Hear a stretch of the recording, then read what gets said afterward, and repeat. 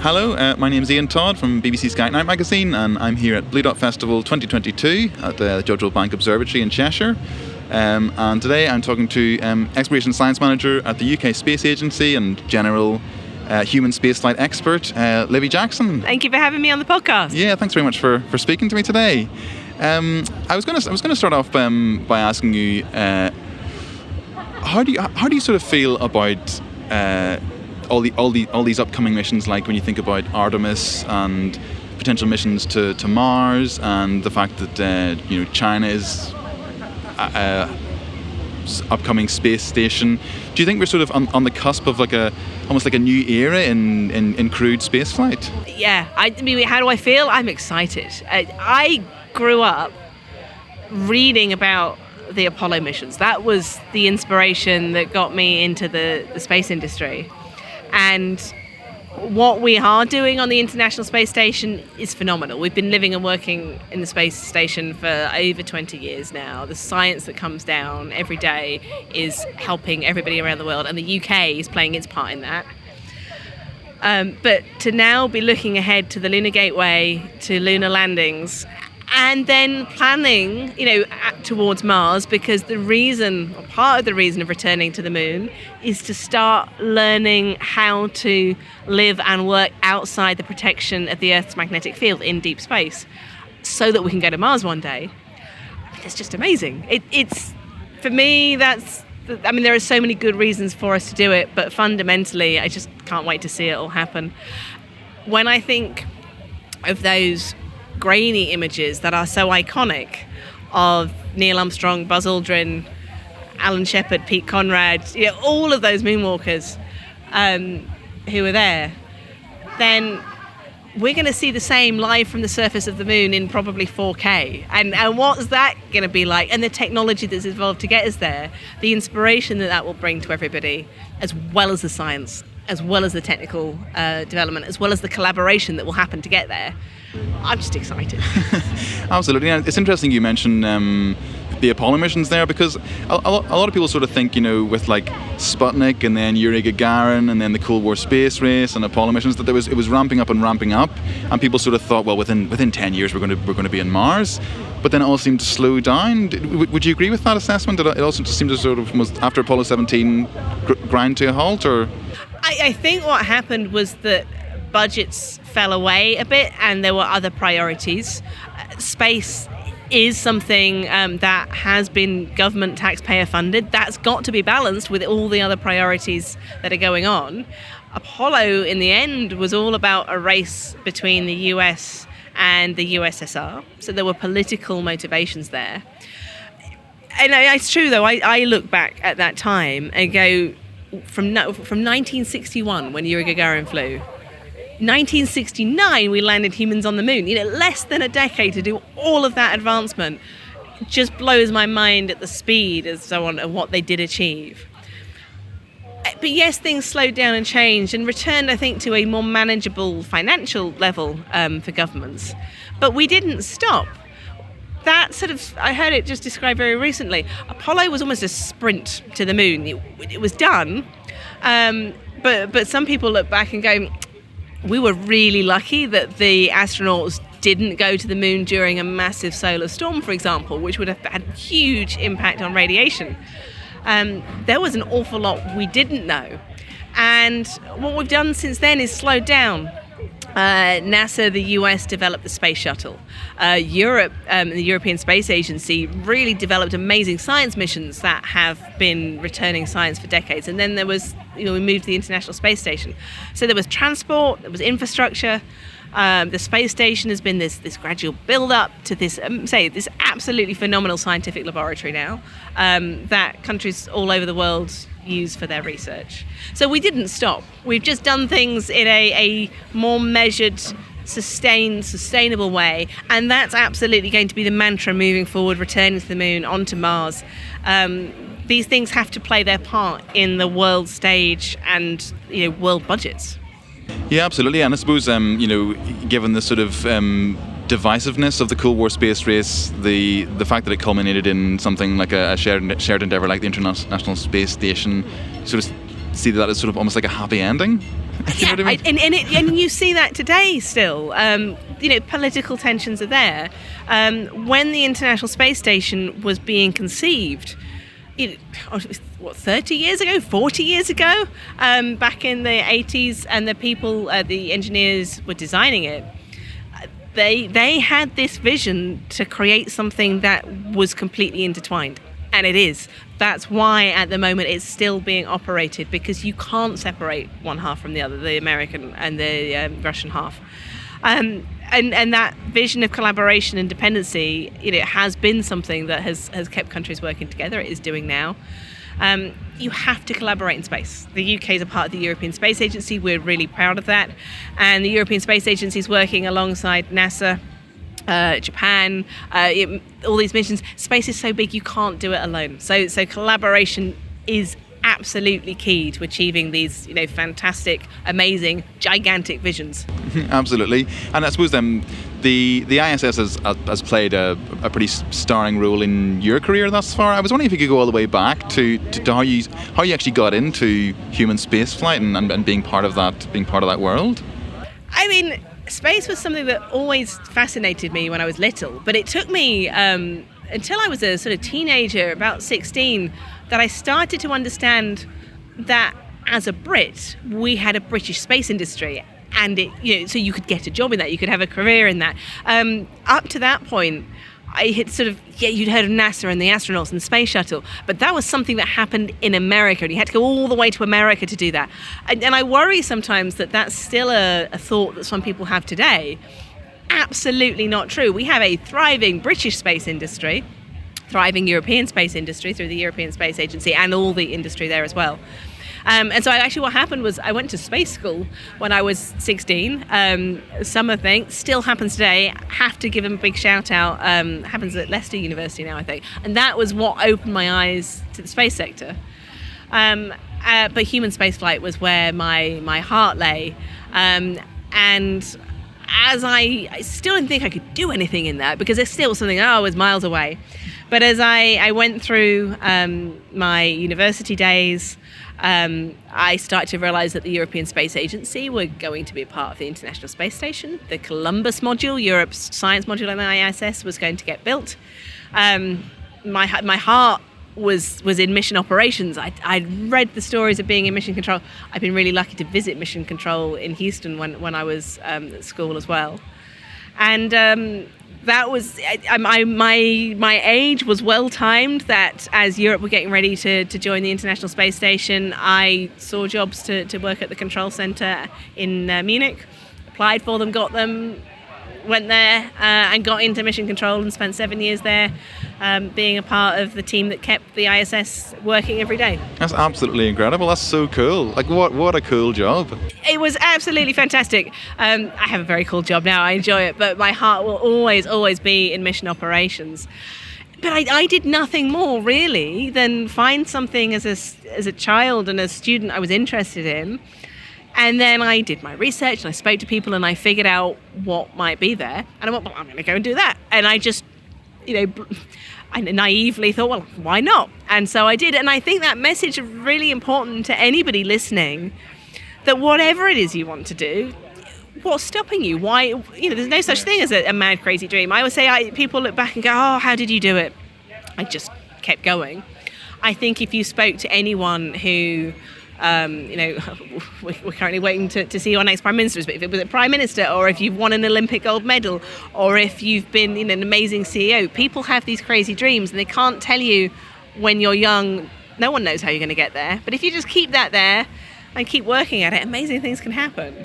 So what did you actually do at Mission Control?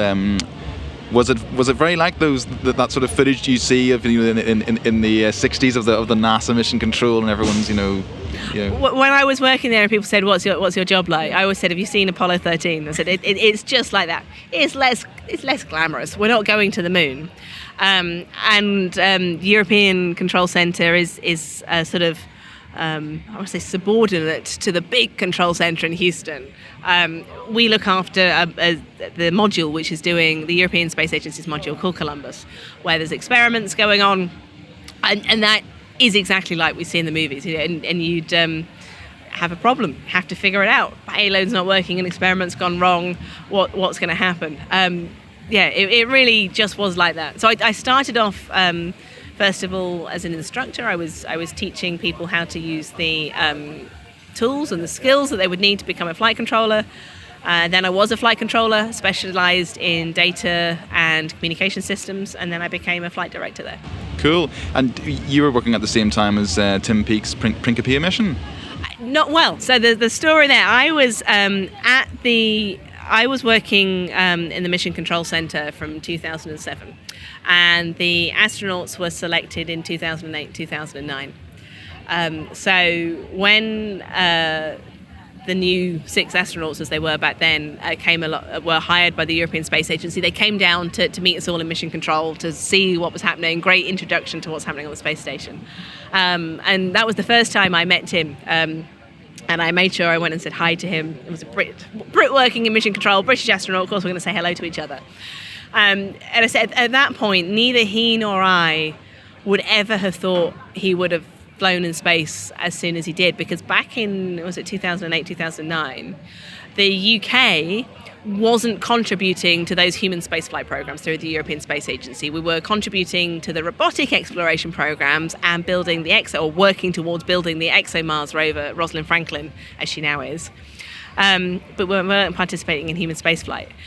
And that evolved and that changed, and the UK decided to join those human exploration programs in 2012. So I was still at Mission Control then, and then what happened was Tim was assigned in 2013 to his mission. I went, yeah, I want to be a part of that. So I was very lucky that the UK Space Agency were looking for someone to manage the education and outreach program for Tim Peake's flight. I applied for that job, I got it, and so I then managed put together the program and managed all the amazing work that we did to bring the magic and excitement of Tim's flight to school children up and down the country. And that was a real privilege to be involved in that. That is so cool. So do you sort of get an inkling as to what it's like to be an astronaut? I mean, you must sort of get quite close to them and work very close to them and sort of see, maybe perhaps even better than they can see themselves, what the sort of physical and mental demands of being in isolation in Earth orbit? When you're working in mission control, you have to know that space station as well as the astronauts do, because you have to communicate about the experiments, the payloads, the hardware, the problems. And if you don't talk the same language, you can't have that communication to say, you need to put it here or there, or this is what's going to happen. So you get to know the International Space Station very well. To train as a flight controller and a flight director takes a year or two in knowledge and so on. In fact, just recently I was over in Japan for a meeting with the Japanese Space Agency, who also built a module, and I went to see the mock-up of it. I was like, finally, I feel like I've gone to space and been inside their module, because you see it so well and you know it. We do. We work alongside the crew very closely. We get to know them. We see the stresses and the strains. We know what it's like to go through the training. We will never sit on top of a rocket, and the risks that they take in doing that, that's something I think that whilst we appreciate what they do and we know what they do, we're very, very aware of it. I think until you sit on top of a rocket and put your mind in that mindset, you're never quite going to know what it's like in the same ways. But yeah, we do. We work very closely with them, and they are all fantastic people who work really hard to get the science done for all of us. I'm sure. I mean, could you or would you do it if someone said you could? If someone said, here's the ticket, I'd be away. I'd be going, oh yes, yeah, absolutely. What an experience. I've been lucky enough to do a microgravity flight, to a parabolic flight where you fly in an aeroplane and it flies these parabolas like a sort of giant roller coaster, and that's loads of fun. I was there helping with a research experiment, I'd love to go. So do you feel like you're floating in the air basically? You are floating in the air to do those flights. Yeah, it's and it is just as much fun as it looks like. It's like flying? Yeah. It's it feels very natural, actually. It's this initial moment, go, whoa, and then you go, oh yeah, this is great. And it's a lot of fun doing those flights. We do a lot of good research on them too. I suppose you must get asked this quite a lot. Are we overdue another ESA UK astronaut? Well, the European Space Agency is currently in the final stages of selecting its next group of astronauts, and I am watching with as much interest as the rest of the country to see who they select and whether there'll be another British astronaut in that group of people. What about upcoming missions like the Artemis mission, the return to the moon, or any future sort of potential missions to Mars? Does the UK have a stake in that in terms of supplying crew?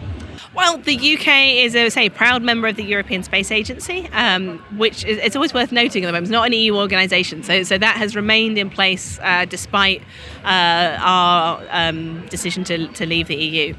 And we are a proud member. Will continue to be. So the European Space Agency is working with NASA.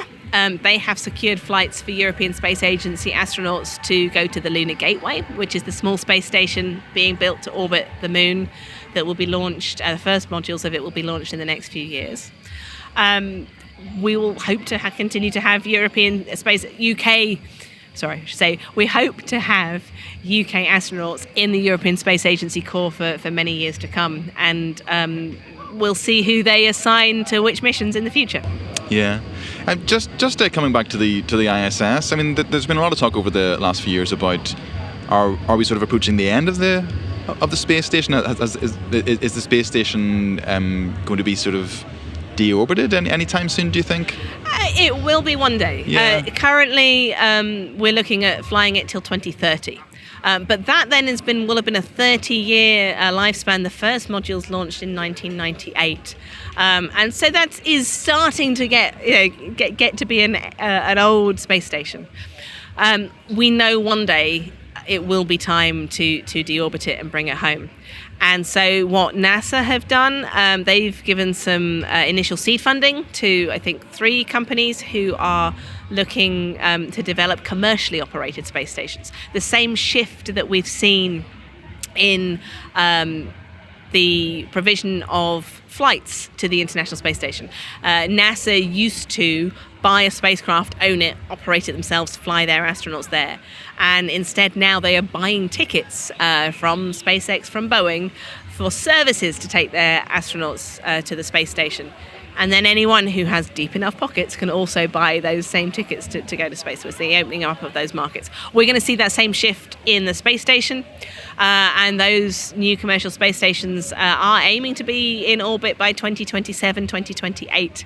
So hopefully we'll have a transition from one to the other and maintain this research capability in low Earth orbit that is so important for the science that we do up there, that is teaching us things about materials, about how cells work, all kinds of stuff that's benefiting everybody on Earth. But it also allows us to test the technologies and the science we need to develop those things to take us back to the moon and one day onto Mars. And of course, by doing these things, by solving these problems, we always figure out new stuff and new technologies that then come right back down to Earth, and we all get to use it every day. Cool.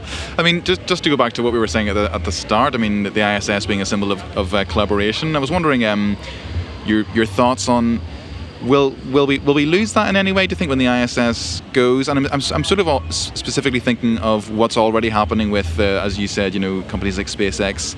America no longer needs to rely on the Soyuz, so it's flying astronauts from its own soil. So you sort of like, are we losing that sort of US-Russia collaboration that was such a big deal during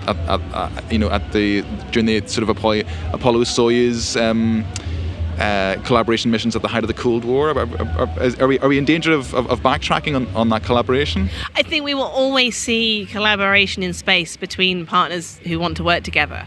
Space is massive and expensive, and in order to do the big missions at that very forefront of exploration, of pushing the envelope, if you can do them in a collaborative manner, well, everybody benefits and the price comes down. We're seeing collaborations between the European Space Agency and NASA on the Mars Sample Return mission. Amazing mission to complete one of the most important scientific questions for decades, which is, can we get rocks back from Mars, to understand much more about, is there life on Mars? Was there life on Mars? We've sent spacecraft to Mars that are helping to ask those questions, but scientists desperately want to look at those rocks in their labs back on Earth. We will continue to see collaborations on the Lunar Gateway, and any future mission to Mars, I think, will be a collaboration of many different space agencies. So, yeah, we will continue to see collaborations in space, I think, for a long time to come. Fantastic. Just to come back to what we were saying before, just especially with at the time we're recording this, the recent release of the new James Webb Space Telescope images. It's sort of like, Hubble's successor, and then we're talking about going back to the moon and potentially this time actually making it to Mars, maybe within our lifetime. It does sort of feel like, do you think it's hyperbole to sort of say that it does feel like we're on a cusp of a new generation of space travel? I really think we are. Yeah. There's so much coming. We're about to really leave low Earth orbit, return to the moon in a way that people hope will be sustainable and sustained. So that it's not a visit that there's talk potentially of setting up some kind of research bases there and so on. We'll see where budgets go, where politics take us. There are many questions. Here for the UK and the European Space Agency, we're looking ahead to the Council of Ministers meeting, which is taking place at the end of November. This is where all of ESA's 22 member states come and agree what money is going to be spent on what programs for the next 3 years. It's laying the groundwork for the Lunar Gateway, but it is looking ahead to those lunar missions. And I was in a meeting just this week where we were talking about objectives of how we would, what we needed to do on the moon to start thinking about going to Mars. So yeah, there's a lot there, and I really think it is a new chapter that we're in already. We've seen the transition to commercial space flight, or commercial providers of services. We're going to see, I hope, a lot more to come. The return to the moon is happening, though that hardware isn't hypothetical. Orion is built. We're looking forward to the Artemis 1 launch, which has got NASA service module, which has got NASA crew module, the Orion capsule, the European Space Agency service module, which are intertwined. So ESA and NASA collaborating there to get humans to the Lunar Gateway and to the moon. So that hardware is being built, the Lunar Gateway is being built. This is definitely the start of the next chapter. Fantastic. There's just so much to look forward to, I think. But yeah, thanks for coming on the podcast and helping us look forward to that and sharing your expertise with us today, Libby. It's been great speaking to you. Thanks for having me. Happy to be here.